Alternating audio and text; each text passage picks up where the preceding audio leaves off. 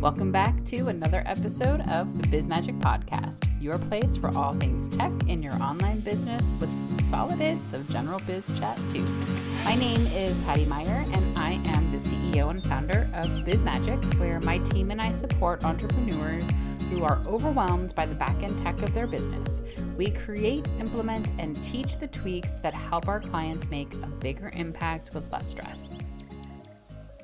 One thing I have talked about a lot on this podcast and will probably continue to talk about is automations.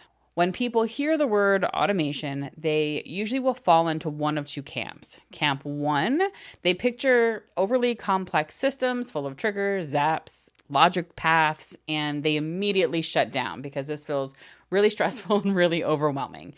Camp two, they think it sounds cool in theory, but not something that they really need because their business is small or simple enough. If you're in either camp, today's episode is for you. Because the truth is that automation doesn't have to be complicated or overwhelming. And you don't need a huge team or mature business to benefit from it. Even basic automations, the kind you can set up in one afternoon, can start freeing up your time, simplifying your systems, and creating a more consistent experience for your clients. So in this episode today, I'm going to walk you through what business automation actually means. I'll give you examples of some small but mighty automations that you can put in place and help you figure out where to start, especially if the idea of automating in your business feels intimidating or too techy. So let's dive in. So first, let's start with the basics. What is automation in a business context?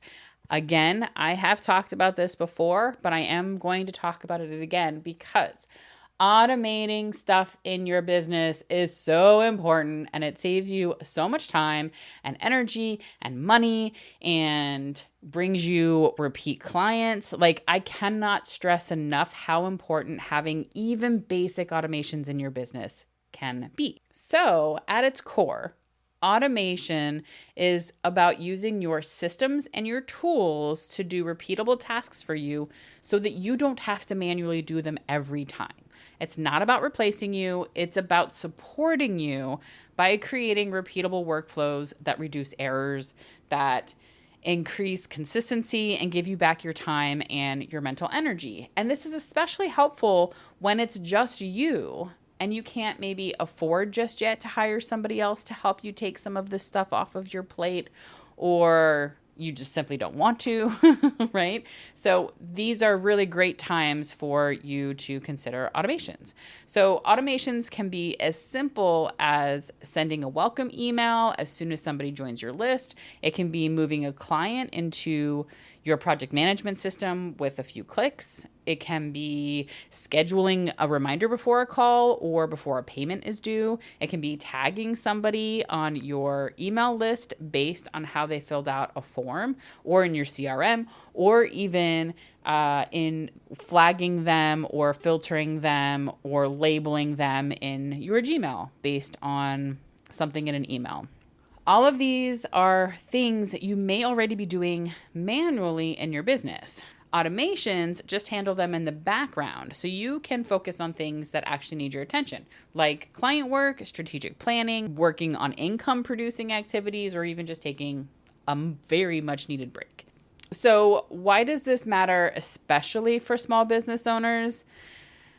Because you wear a lot of hats, and there are only so many hours in the day. And while it's easy to think it's just faster if I do it myself, which we can talk about the same thing when it comes to hiring support, that approach adds up. You may not notice right away the impact of retyping the same email like 10 times or manually creating client folders one by one until you hit a wall and realize how much time you're spending on things that could be automated. And it's not just about saving time. Automation creates consistency.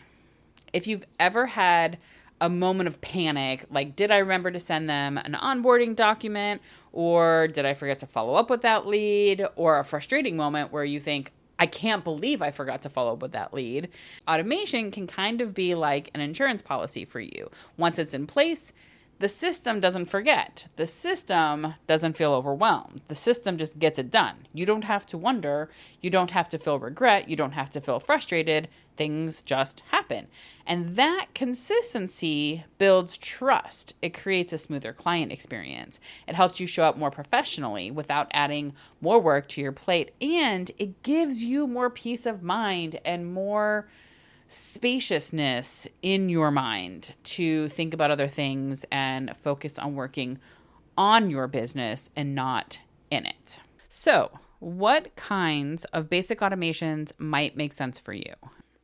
I'm so glad you asked. Here are a few common automations that I've set up with clients or I've seen clients have that have really made a difference. So this is what they could look like. Number one, a new subscriber welcome email. When someone signs up for your list, they automatically get a warm, helpful message from you that tells them next steps or gives them some value or just welcomes them.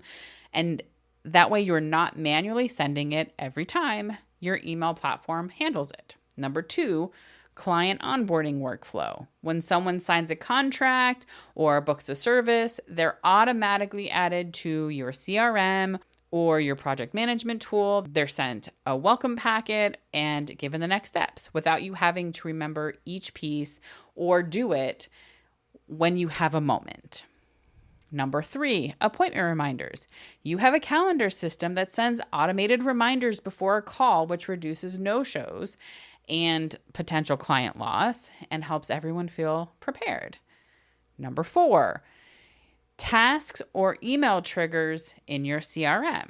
Let's say someone fills out an inquiry form. Your CRM can create a task for you to follow up, send a thank you email, or even tag them based on their answers.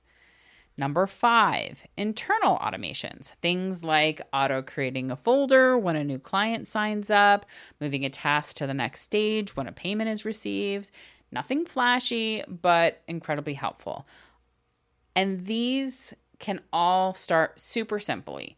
You don't need to build out some giant flowchart with 15 steps.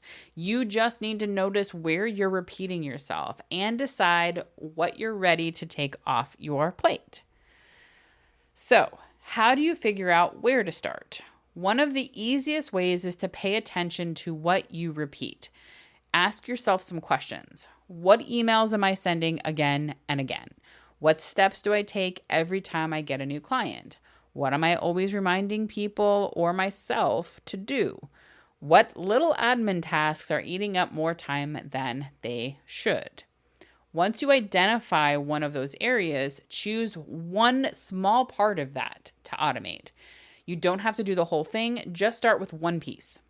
For example, maybe you're not ready to fully automate your client onboarding process, but you can automate sending a welcome email and a link to your scheduler. That is a really great place to start. It's really simple. It's really easy.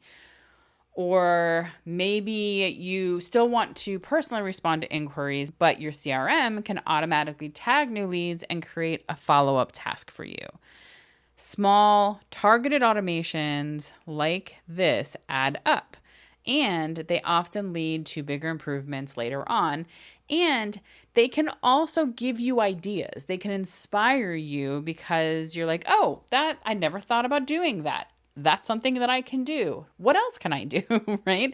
Once you get something off your plate, you can then start to think about other things that will get off your plate because you have the bandwidth to think about it. So I do want to talk about something that I think gets us hung up a bit on doing some of these automations, and that's mindset blocks. A lot of people get stuck here, and it's not because they don't have the right tools, it's because something feels hard about letting go of control or trusting that a system is going to actually show up or even learning something new. So you might be thinking, I don't want to make it feel impersonal, it's too complicated, I'll mess it up, I don't even know where to begin. If any of those three things resonate with you, you're not wrong. those feelings are super valid. But the truth is that automation doesn't have to be cold or complicated. In fact, we're going to talk a little bit about that in the next episode, where I talk to a guest all about automating in your business. But the truth is that when done thoughtfully, automations can actually make your business feel more personal, because people don't feel like they've fallen through the cracks. They hear from you at the right moments with the right information without any kind of delay. And so they feel a lot more held. And so you don't have to get this perfect. You can start small. Test one thing, see how it feels. You can tweak things and improve them. The hardest part is often just getting started. So I just want you to remember that even basic automations that can take 15 minutes to set up can help you save time. They can help you reduce stress, create smoother, more professional experiences for your clients. You don't have to automate everything, and you don't have to do it all right away. But if you find yourself repeating the same action more than a few times, that's likely a signal that there's probably a better way to do things, and automations may help. Try automating one small thing this week and see how it feels. You might feel surprised at how much freedom it creates for you. And feel free to leave a comment or send me an email to tell me what you automated, or tell me how it felt, or tell me if you got a little hiccup in that. Because I'm here to help, and I hope that this was helpful for you. I always appreciate you listening and sharing if you find these episodes helpful. Again, I always love to hear from you. You can find me at patty@bizmagic.co, or at bizmagic.co, or on Instagram at bizmagicco. And that's it for this week. I appreciate you, and I hope everything is going great in your business world. And I will talk to you next time.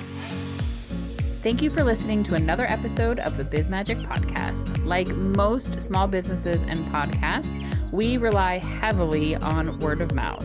So if you like what you heard today or in any episode, please share with your friends and colleagues, and rate, subscribe, and comment on your favorite podcast platform. Till next time, cheers to your magical biz success.